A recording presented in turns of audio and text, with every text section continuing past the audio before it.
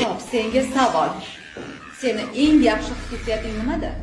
Mening eng yaxshi xususiyatim noto'g'ri savol berishda o'sha odam kim bo'lishidan qat'iy nazar yo'q deya olaman. Ha, yo'q deya olaman degin. Shu gapingga javob bera olasanmi? Yo'q.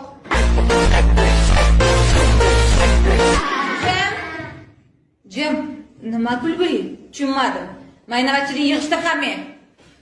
Xo'sh, oilada nechta farzandsizlar? 4 ta o'g'ilmiz. 4 talasi ham o'g'ilmi?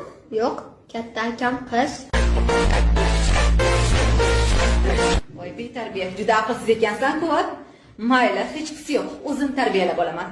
Hali meni sovunimga kir yuvmabsan. Ha, senga yana bitta savol bor. Agar bitta xaltada tilla, bitta xaltada aql bo'lsa, qaysi birini tanlagan bo'larding? Albatta tillani olaman-da. Aqlsizligi mana shu yerda yana bir bor bilindi.